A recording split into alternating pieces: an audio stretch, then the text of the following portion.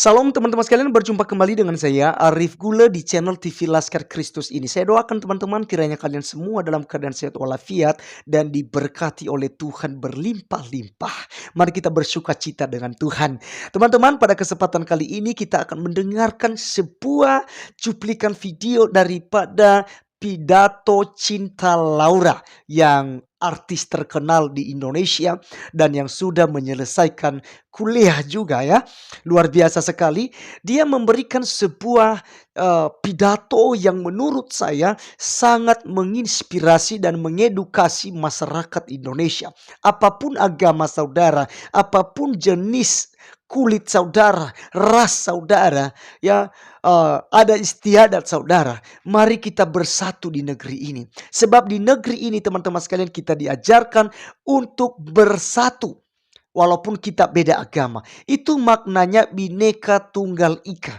Berbeda-beda tetapi satu tujuan. Nah, untuk itu teman-teman sekalian, mari ya kita meningkatkan nilai-nilai kebangsaan kita. Jangan kita mengajarkan nilai-nilai kebencian seperti yang diajarkan oleh para ustadz yang ada berikut ini. Main bola kafir, boleh nggak? Nggak boleh. Dipajang fotonya, kaosnya, nggak boleh. Dia mencintai orang kafir, loyal kepada orang kafir, membela orang kafir. Berarti kalau sudah membela orang kafir, dia masuk orang beriman atau bukan? Bukan. Masuk kepada golongan apa? Munafik. Orang kafir tak bersunat, tak mandi wajib, berzina kerjanya. Jangan suka kepada orang kafir. Man tashabbaha biqaumin fahuwa minhum.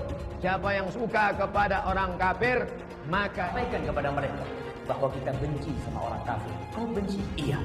Kenapa kau benci sama orang kafir? Ya bagaimana dia mengatakan Allah itu punya anak? Dia mengatakan Allah itu banyak lah. Anak benci. Betul, ini orang kafir. Mana tembak? Seperti teroris-teroris yang hanya ngebom sana, ngebom sini. Disebut Nah, itu dia teman-teman sekalian, para ustadz yang justru mengajarkan kebencian-kebencian terhadap sesama. Ya, jangan bergaul dengan orang Kristen. Orang Kristen itu kafir. Orang Kristen itu begini dan begono teman-teman sekalian. Lihat Ustadz Abdul Somad. Lihat itu ustadz-ustadz yang berjenggot. Yang semakin panjang jenggotnya semakin goblok. Ya, kata profesor ya seorang dari NU. Gitu ya. Ya, makin panjang jenggot makin goblok. Nah teman-teman sekalian, janganlah kamu menjadi orang-orang yang mengikuti para goblok-goblok gitu. Ya, jangan kita mengikuti ajaran mereka. Mari kita saling mengasihi di Indonesia ini. Itu baru dikatakan saudara punya agama. Ya, karena orang beragama itu pasti akan baik, menciptakan suasana yang menyatukan, bukan untuk memecahkan ya satu dengan yang lain. Oke teman-teman sekalian, mari kita langsung saja untuk menonton pidato daripada Cinta Laura ini. Saya sangat diberkati, saya sangat dimotivasi agar saling menghargai perbedaan.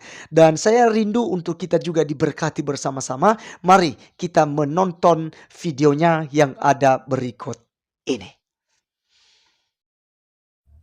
Assalamualaikum, salam sejahtera untuk kita semua. Om Swastiastu, Namo Buddhaya, salam kebajikan. Yang terhormat Pak Yakut Holil Quomas, Menteri Agama Republik Indonesia. Yang terhormat Pak Nadiem Makarim, Menteri Pendidikan, Kebudayaan, Riset dan Teknologi Republik Indonesia. Yang terhormat Pak Muhammad Tito Karnavian, Menteri Dalam Negeri Republik Indonesia, yang hari ini diwakili oleh Dirjen Polpum Bapak Dr. Bahtiar Masters of Science. Yang terhormat Pak Muhammad Ali Ramdhani, Dirjen Pendidikan Islam. Dan yang terhormat Pak Yandri Susanto, Ketua Komisi 8 DPR RI. Yang terhormat semua tamu yang saya banggakan. Sungguh sebuah kehormatan bagi saya diundang malam ini untuk mewakili generasi muda Indonesia dalam mengekspresikan opini kami mengenai moderasi beragama. Jujur saya tidak tahu kenapa saya yang undang malam ini untuk hadir di sini, tapi saya harap pidato yang saya buat tadi malam bisa menggerakkan hati para hadirin hari ini. Sebagai generasi Z dan milenial, kamilah generasi yang akan bertanggung jawab dalam beberapa tahun ke depan atas arah yang akan diambil negara ini untuk menjadi negara yang lebih maju, modern, sejahtera, dan tentunya terkemuka di mata dunia. Thank you. Tapi nilai-nilai apa saja yang harus kita terapkan kepada masyarakat Indonesia agar mimpi-mimpi ini bisa terrealisasi? Pada saat ini, kita dalam situasi sulit, di mana adanya polarisasi dalam opini masyarakat. Terlihat jelas bahwa adanya ketidaksepakatan tentang apa yang dibutuhkan negara ini agar bisa benar-benar menjadi kesatuan yang kuat. Dalam satu sisi, generasi muda sekarang mempunyai keinginan besar untuk mempromosikan budaya dan identitas bangsa. Kami percaya akan pentingnya untuk negara-negara di luar sana melihat potensi, keunikan, dan kehebatan negara ini.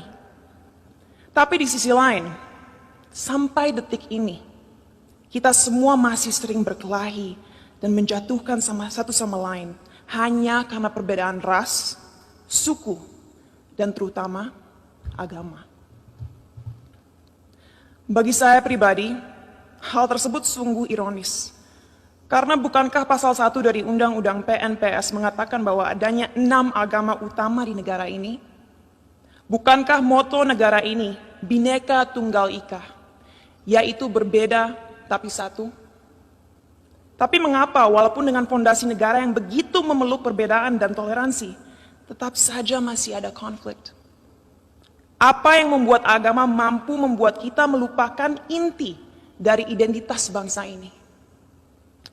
Sebagai lulusan psikologi dan sastra Jerman, saya dari dulu memiliki kuriositas terhadap cara berpikir manusia.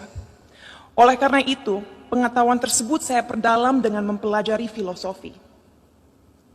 Sampai detik ini, saya tidak akan pernah lupa akan apa yang dikatakan oleh salah satu filsafat paling berpengaruh sepanjang masa, yaitu René Descartes. Ia mengatakan, manusia adalah makhluk yang finite atau terbatas, sedangkan Tuhan adalah sosok yang infinite atau tidak terbatas.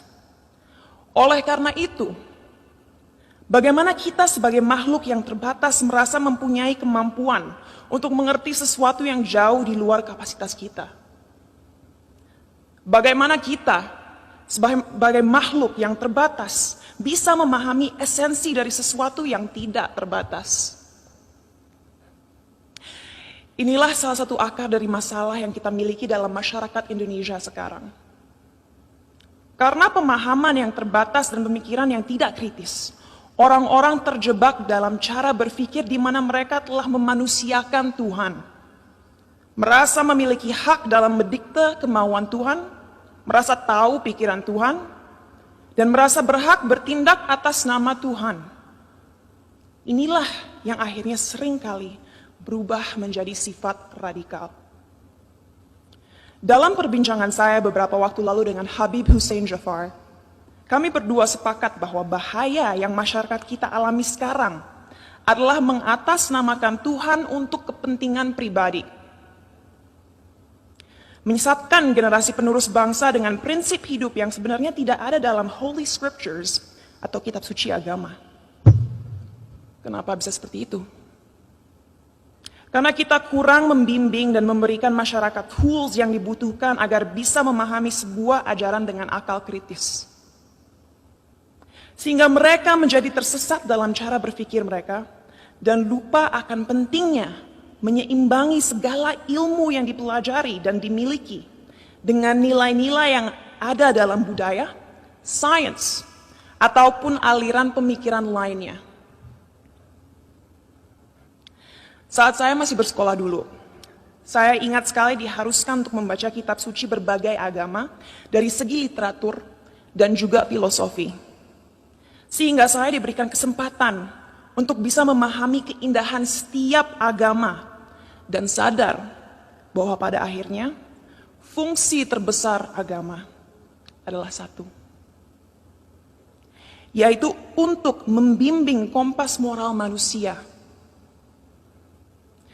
untuk mengingatkan manusia bahwa kita harus memperlakukan satu sama lain dengan hormat, bahwa kita harus bersyukur, dan bahwa kita semua harus sadar bahwa waktu kita di dunia ini hanyalah singkat dan terbatas.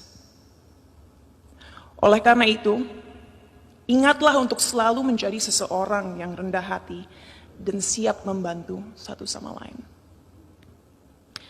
Jadi, apa yang harus dilakukan ke depannya agar bisa melawan segala kebohongan yang ada? Apa yang kita bisa lakukan untuk memberdayakan rakyat bangsa ini?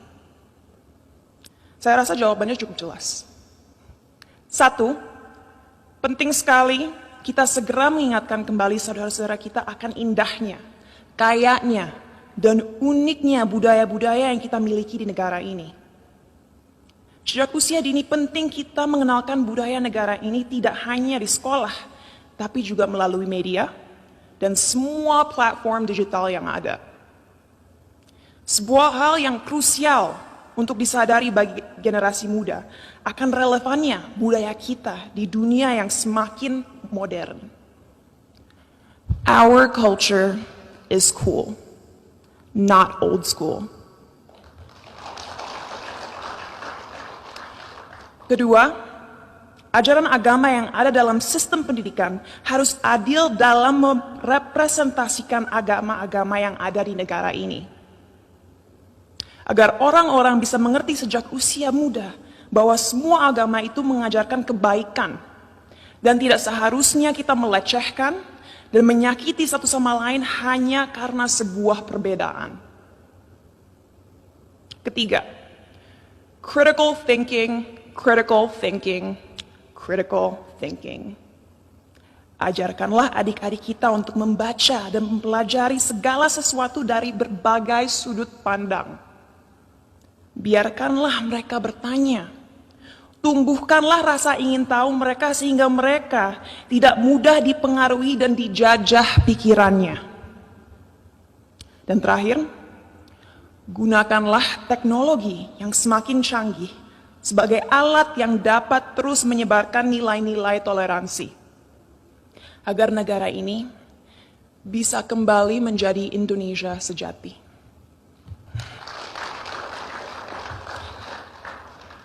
Sebagai penutup, saya ingin membacakan quote berikut. A people without knowledge of their past, origin, and culture is like a tree with no roots. Tanpa fondasi yang kuat, tidak akan ada bangsa yang bisa bertahan. Oleh karena itu, ayo kita bersama-sama menjelmakan lambang Garuda dimanapun kita berada. Mari kita taat dalam beragama agar menjadi manusia yang bermoral, tapi mari kita juga merangkul budaya Indonesia untuk membimbing identitas bangsa. Terima kasih.